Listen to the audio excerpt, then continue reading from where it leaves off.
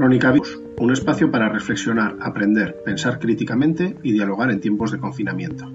En colaboración con ahocha.info, presentado desde Iruña, hablaremos con diversos actores del panorama social sobre asuntos laterales que la crisis del coronavirus ha puesto sobre la mesa. La economía, la exclusión social, la salud, los derechos sociales y muchos otros aspectos de lo que está ocurriendo.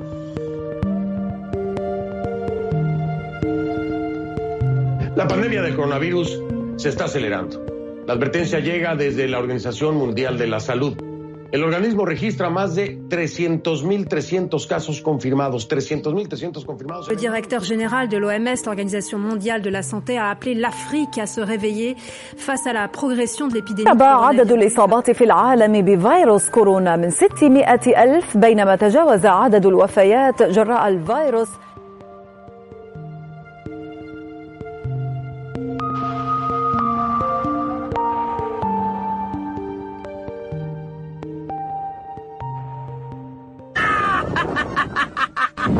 Embolorrotores y bujías, soy el misterio de la economía. Manejo cifras y datos y engaño a los humanoides gilibatios. Te nombraré mi sacerdotisa y nos distorsionaremos de risa. Hay que fundirlos deprisa. Soy como la naturaleza. No se sabe dónde termina ni dónde empieza. Por eso la gente reza. Por horticón, saticón y viricón. Nadie sabe cómo detener la inflación. Quizás con una oración. Quizás con un gran cañón. El parón humano y físico que nos impone el estado de alarma provoca claramente un parón económico. Para poder entender los insondables caminos del reparto de bienes y recursos o lo que sucede realmente, su reparto desigual en tiempos de confinamiento y congelación del tiempo, hablaremos con un economista. Joan Josep Bosch nació en Barcelona en el 56. Quería ser futbolista, pero su carrera balompédica no llegó donde él quería, nos comenta entre risas. Él mismo se confiesa en una conversación autobiográfica que es de familia acomodada. Era un economista al uso, se sacó la carrera con buena nota y trabajó para empresas de varios tipos, incluido multinacionales. Tras instalarse en Iruña y presenciar la crisis del 2008, se une a ATAC y un poco más adelante se presenta como cabeza de lista por Navarra para las europeas, con Podemos. Un año más tarde perdía las elecciones a secretario general del partido en Navarra. En este periodo, Joan Josep admite haber realizado un proceso de maduración personal que le lleva a tomar conciencia y a verse a sí mismo más como un economista y no como una herramienta de empresa. Acude a las plazas durante el 15M, más como un curioso que como un activista.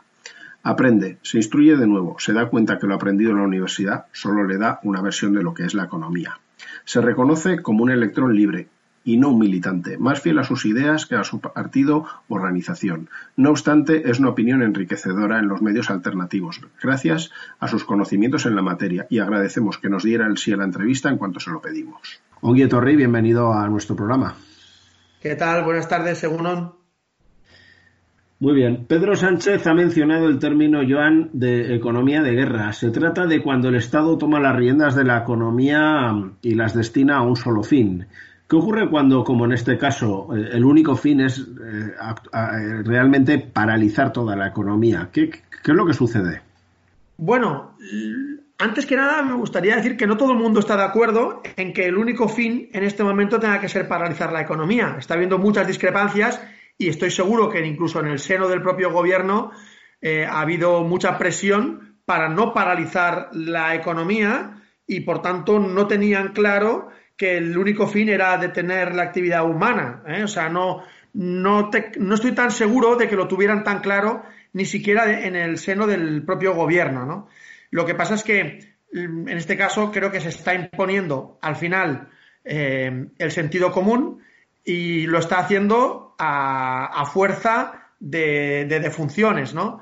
Han entendido que si quieren reactivar la actividad económica y la actividad humana, es necesario parar la actividad humana. Por eso es posible que se entienda un lenguaje como economía de guerra, aunque también yo discrepo mucho de que hagamos un paralelismo con una guerra, porque en una situación de guerra se destruyen muchísimas infraestructuras, se destruye todo el talento humano o buena parte del talento humano y en realidad en esta situación de ahora creo que si lo sabemos apreciar, buena parte, bueno, prácticamente todo el conocimiento que tenemos se mantendrá, la capacidad de trabajo de la sociedad se va a mantener y las infraestructuras van a quedar impecables, intocadas.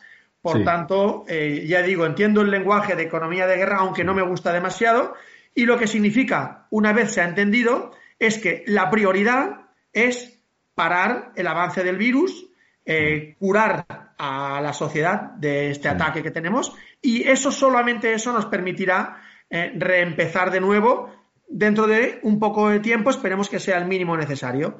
En ese sentido entiendo el lenguaje de economía de guerra. Todo al servicio de un único fin o de un fin primordial.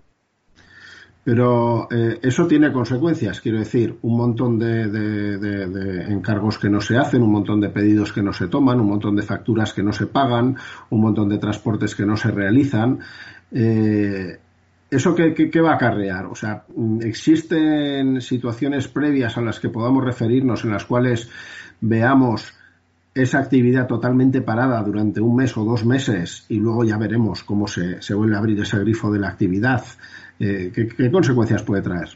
Bueno, digamos que lo hayamos vivido aquí en España nosotros, quizá los de nuestra generación no, pero aún queda gente que vivió una guerra. Y eso, en ese sentido, se podría establecer un pequeño paralelismo, con la diferencia que te he dicho antes, de que no hay destrucción ni de infraestructuras ni de talento. Segunda, que en teoría este parón va a ser mucho más breve.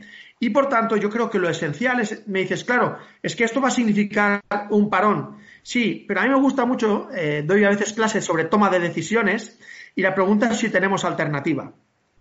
Yo suelo decir que cuando tú no tienes alternativa, ni siquiera tienes una decisión. No hay una decisión que tomar. Es que no tienes alternativa. El problema es que hemos estado contemplando una alternativa, que era intentar detener la enfermedad sin parar la actividad. Pero está claro que sin parar la actividad, la alternativa hubiera avanzado más y con peores consecuencias. Por tanto, claro que va a haber esta consecuencia de que se pare la actividad, el transporte. Sí, lo sé. Pero la alternativa es dejar que la enfermedad avance y que, por tanto, la consecuencia sea la misma, pero agravada, porque antes o después habría que parar la actividad. Y de hecho es un poco lo que ha ocurrido en muchos de los países que se han ido resistiendo y al final no han tenido otra que agachar la cabeza y entender que había que parar. Sí, había que parar, y si somos capaces de verlo como una oportunidad, en realidad el principal afectado no es la vida humana, en la medida de que solo afecta a las personas que hayan sufrido la enfermedad.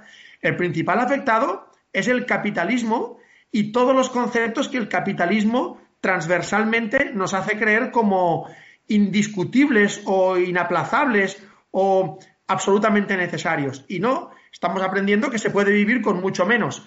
Cuando tú me has puesto actividades que se van a detener, te voy a poner una. En el último mes nadie ha comprado una prenda de ropa. Y la gente sigue vestida. No he visto a nadie desnudo por la calle, ni siquiera los que se atreven a salir. No, porque tenemos ropa suficiente. Hablo de la mayoría de la población, en un estado desarrollado como el nuestro. Sí. Y de hecho el abastecimiento de los alimentos nos ha llegado a todos hasta ahora, pese al pánico inicial. En realidad, el que está viéndose perjudicado claramente es la concepción del capitalismo. Sí, y al capitalismo esto le provoca un shock inesperado. Eso me permite ir a la pregunta siguiente, que es movimientos altermundialistas o antiglobalización y ATTAC, el movimiento en el que tú militas, ha solido utilizar el término del decrecimiento como una forma de salida un poco al avance del neoliberalismo. Esto que estamos viendo ahora, que estamos conocimiento, ¿nos puede servir como un aprendizaje para imaginarnos una vía decrecentista? Ojalá sirva. Y ojalá, digamos, tanta gente que hasta ahora veían que solo había un camino, que era el del crecimiento. De hecho, en cualquier foro donde uno dijese que es un argumento muy utilizado desde nuestra postura en ATTAC, ¿cómo es razonable que la única forma de que la economía mejore sea a través del crecimiento? Pero claro, esto lo puede decir el presidente de este país o del país vecino y del país vecino del país vecino. Es decir, todos los países necesitan crecer en un planeta que es finito. Ya lo hemos visto ahora, desgraciadamente, con el accidente de Zaldívar, porque nos queda cerca, pero hay una cantidad inmensa de residuos. Somos conocedores de que en estos 15 días de parón las emisiones de CO2 han caído de un modo espectacular y, en realidad, hace mucho tiempo que ATAC sabe que no podemos tener como modelo económico el modelo del crecimiento, sino precisamente el del decrecimiento. Por otro lado, es un decrecimiento que probablemente llegará incluso, aunque no queramos, por el fin de los combustibles fósiles, que son los que han permitido una actividad humana con tanto consumo de energía que permita tanta producción. Desde luego, el mundo ha de ser a través del decrecimiento y eso no va a llevar a la pobreza a nadie si somos capaces de combinarlo con otra cuestión, que es la redistribución de la renta, la redistribución del consumo de energía, el aprovechamiento de medios de transporte públicos. Es decir, no tiene sentido que cada ciudadano vaya con un coche, como hemos vivido en los últimos 30, 35 años, ¿no? Incluso en muchas familias tenían 2 y 3 coches, ¿no? Lo que obliga a tener 2 y 3 plazas de garaje. Es decir, está claro que el mundo, tal y como lo hemos concebido en el mundo occidental, especialmente Estados Unidos, que es el país donde cada ciudadano consume 5 veces la energía que debería, ¿no?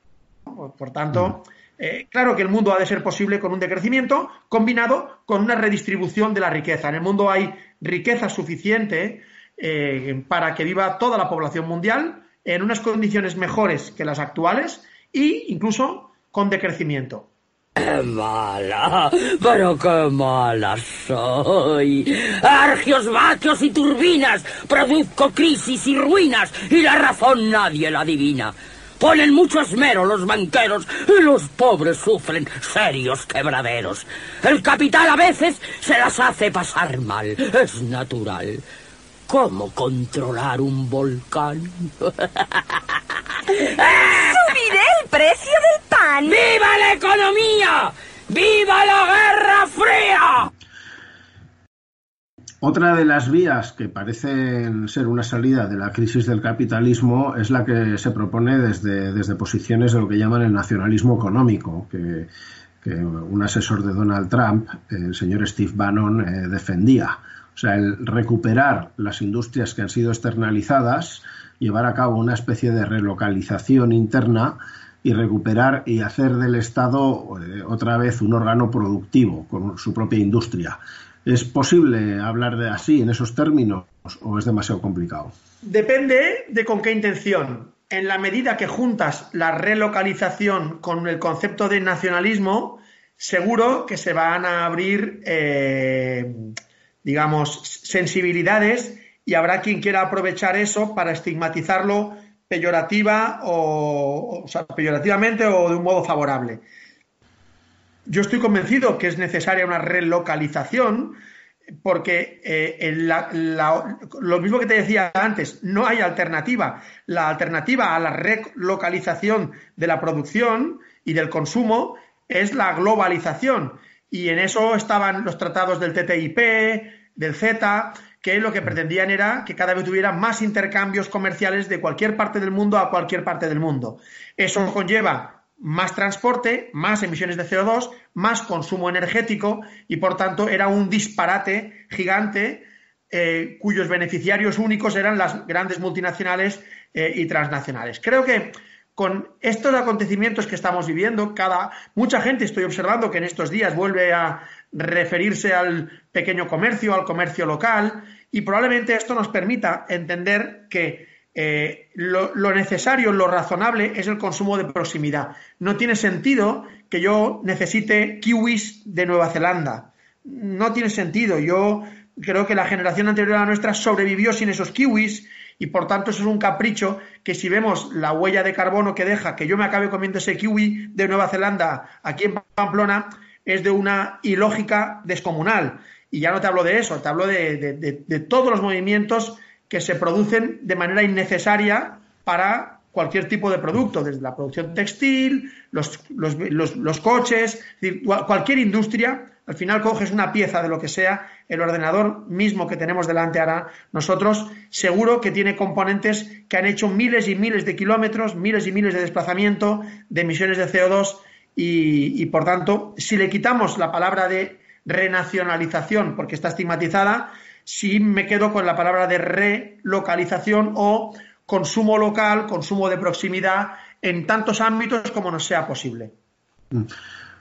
Una de las discusiones que, si ya lo llevamos al terreno de lo que es el espacio euro, la Unión Europea, se está hablando de una especie de plan Marshall europeo y se habla sean los eurobonos, que sería una especie de obligación de deuda compartida entre todos los estados, o el Banco Central Europeo comprando deuda, absorbiendo la deuda de los países.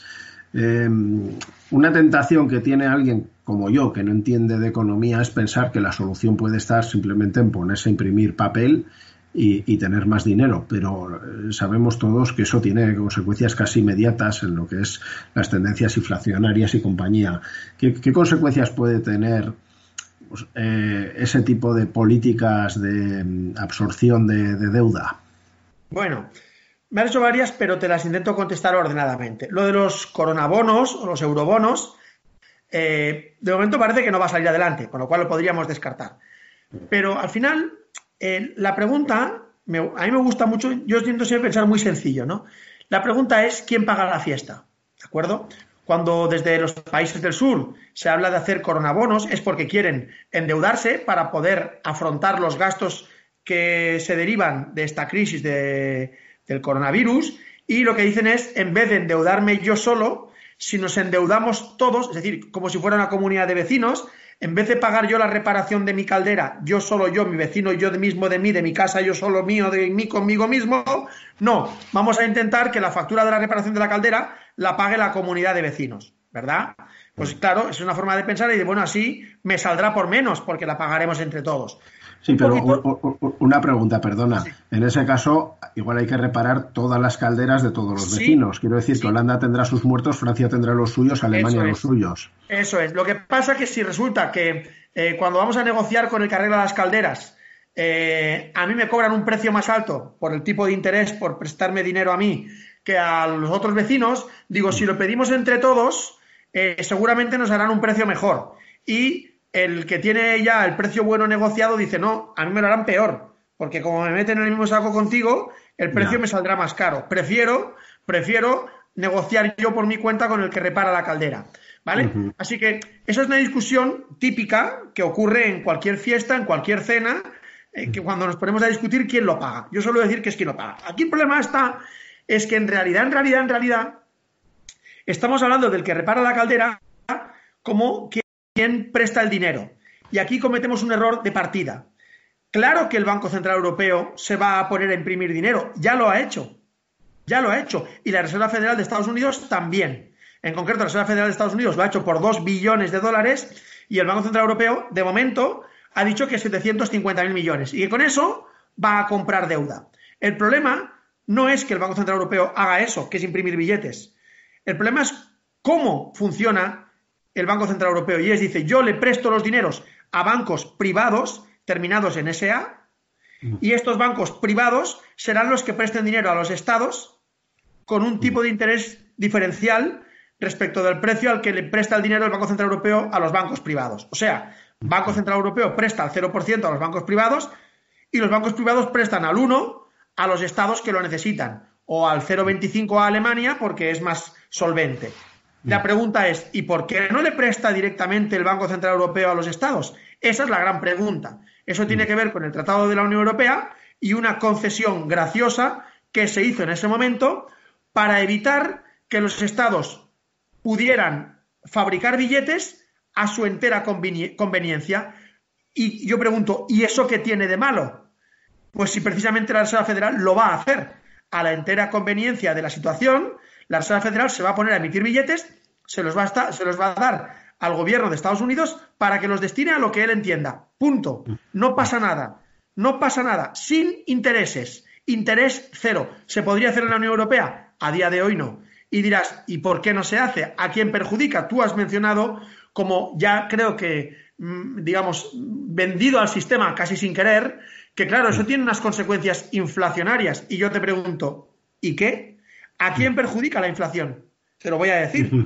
La inflación perjudica esencialmente a los acreedores de deudas. no a los deudores. Si yo te debo a ti 100 y hay mucha inflación, me será más fácil pagarte esos 100, porque nominalmente siguen siendo 100, pero como habrá inflación, me resultará menos esfuerzo pagar 100 nominales, me serán más fáciles de pagar. El perjudicado será el acreedor, que cobrará 100 y cuando quiera utilizarlos podrá comprar menos cosas porque las cosas habrán subido de precio.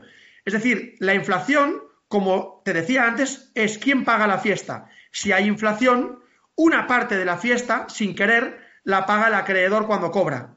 Y el deudor le sale más barato pagar su parte de la fiesta. Por tanto ¿y a quién le perjudica que haya inflación? A los acreedores. Y ahora yo te digo, todos los estados del mundo que tú conozcas están endeudados. Todos.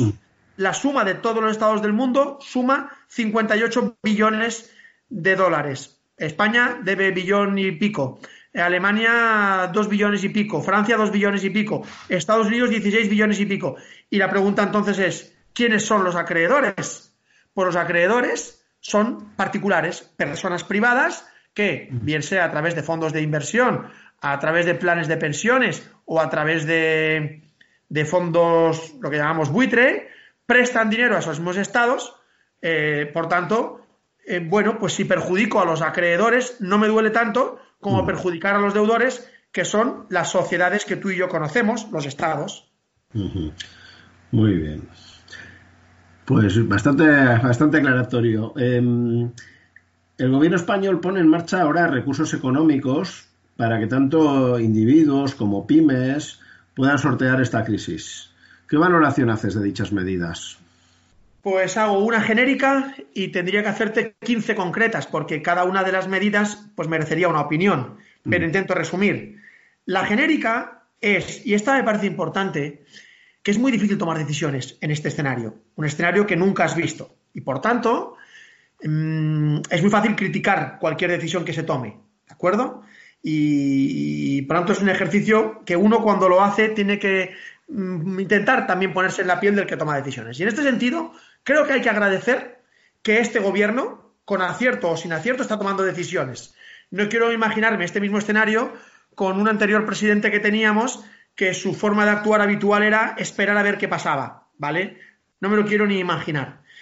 Pero bueno, el gobierno está tomando decisiones y tampoco sé el peso que está teniendo cada una de las alas en esa toma de decisiones. Y ahora, si nos fijamos un poquito en las decisiones concretas, volvemos a la pregunta de siempre. ¿Quién paga la fiesta? Mira, aquí va a haber damnificados. La pregunta es si cuando una empresa queda damnificada, el Estado le ayuda o no le ayuda. Cuando un particular queda damnificado, ¿le ayuda o no le ayuda? Cuando un autónomo queda damnificado, ¿le ayuda o no le ayuda?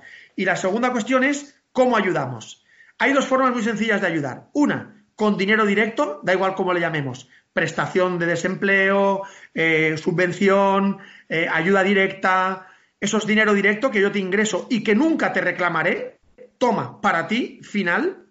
O con préstamos. Es decir, te lo dejo y me lo tendrás que devolver. No es que sea una mala ayuda, pero es una ayuda menor, porque lo que te digo es, tu problema es tuyo y solo te voy a ayudar a prolongar que tú soluciones tu problema porque es tu problema y va a ser tuyo para siempre. Si yo te aplazo el pago de una hipoteca, no te estoy resolviendo nada.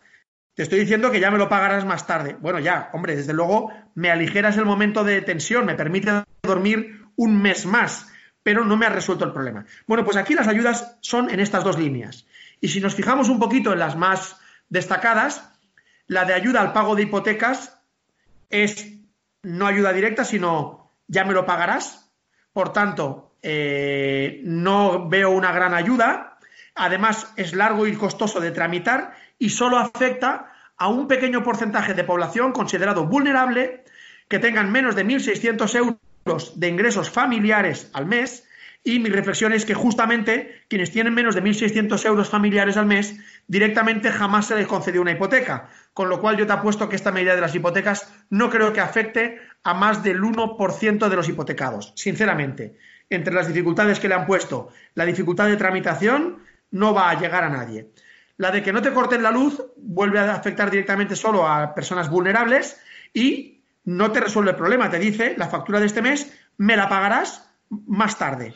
Hoy estaban hablando de buscar una ayuda también para el pago del alquiler. ¿Qué significa? El alquiler no lo pagarás ahora, te voy a dar 6 años para que acabes pagándolo. Con lo cual, como ves, son ayudas que no son ayudas. Tu problema es tuyo y yo te ayudo a aplazar en el tiempo tu digestión de tu problema. Sí. En cambio, para las empresas, la situación era que si tenían que mantener los empleos, tenían dos opciones: o despedirlos y pagar indemnizaciones a quien tocase, o seguir pagando los salarios hasta que eso terminase. Aquí puedo entender que el Estado tuviera mucho miedo de que hubiera una destrucción de empleo que luego no fuera recuperado y rápidamente ha dicho: yo me hago cargo de los salarios de los trabajadores. Ojo, pero del 70%. Y el 30% restante se van a hacer cargo los propios trabajadores porque no lo van a cobrar. Es decir, van a cobrar una prestación de desempleo que solo alcanzará el 70% de su salario anterior y, por tanto, en este caso sí que el coste directo lo asume 30% el trabajador, 70% el Estado, y a la empresa se le libera 100% del coste de estos salarios. Hay quien me dirá que la empresa se hace cargo de otros costes, ¿no? De otros costes. Sí, claro, de algunos otros costes se va a hacer cargo, pero recuerdo que el modelo se llama capitalista y que cuando las empresas tienen beneficios argumentan que es el mercado, amigos, y que así funcionan las cosas. Y no hay ninguna limitación a los beneficios de las empresas en ningún caso. Ya te digo, había que tomar decisiones. No estoy en contra siquiera de que el Estado asumiera ciertos costes salariales a través de los ERTEs, pero creo que les ha faltado una condicionalidad. Igual que para las hipotecas o para los suministros de electricidad han puesto condición de vulnerabilidad para poderse beneficiar de estas ayudas, que ni siquiera eran ayudas directas, eran solamente aplazamiento de tu problema. En el caso de los ERTEs, no han puesto ninguna condicionalidad vinculada a los beneficios anteriores de estas empresas. Da igual que la empresa tuviera muchos beneficios, incluso en este mismo año. Y el ejemplo más dramático para mí es que empresas de seguros, cuya facturación se va a ver perjudicada en nada, porque todos pagamos seguros trimestrales o anuales, y que no me van a devolver la parte del seguro en el que yo no puedo entrar en siniestro porque no puedo trabajar, ni puedo accidentarme con el coche. Por tanto, las compañías de seguros van a facturar lo mismo, van a tener muchos menos costes de reparaciones y de siniestros, y en cambio pueden acogerse a un ERTE cuando este año sus beneficios van a aumentar. No ha habido ningún tipo de condicionalidad. Ya digo, entiendo que tenían que tomar decisiones deprisa, pero tenían que haber marcado algún tipo de condicionalidad para poder acogerse a estos ERTEs, como mínimo. Para terminar, Joan Josep, parece que estas medidas, sobre todo la de los ERTEs, que suponen un gasto de la caja del Estado, y sí, sin esa ayuda europea, puede obligar en el futuro, o podemos imaginar en el futuro que pase como les pasó en Montreal, que en los Juegos Olímpicos de 1976 el gasto fue tan alto que se han estado pagando 30 años, hasta el 2006, un impuesto especial a los cigarrillos para tapar ese agujero. Si se genera un agujero, nos podemos imaginar que en el futuro vengan ciertas vueltas de tuerca en forma de impuestos o directos o indirectos para recuperar ese dinero. No sé, me imagino pues un IVA al 25% o cosas como las que han ocurrido en Grecia. No hace falta que imagines. Esto, salvo que se cambien radicalmente las formas de funcionar de la Unión Europea, va a ocurrir sí o sí. Es decir, pero no solamente con esto del coronavirus. Cuando hubo el rescate al sector financiero ocurrió lo mismo, o cuando se llegó a acuerdos con todo el sector energético para ayudarles a pagar las infraestructuras exageradas que habían desarrollado, dentro de nuestra factura de la luz pagamos siempre una cuota que es de recuperación para las compañías energéticas. Es decir, toda la deuda pública que se genere por la causa que sea, da igual que sea por el coronavirus que por cualquier otra causa, mientras asumamos que las deudas hay que pagarlas, y lo dice incluso el Padre Nuestro, mientras lo tengamos interiorizado y sea algo inquebrantable, esto habrá que pagarlo. Pero no solo nosotros, y es una reflexión que a mí me gusta mucho hacer, las generaciones venideras, porque las deudas quedan anotadas en nombre del Estado. Quiero decir que si una persona muere hoy, va a dejar de pagar impuestos. Por tanto, la deuda que tenga el Estado ya le da igual.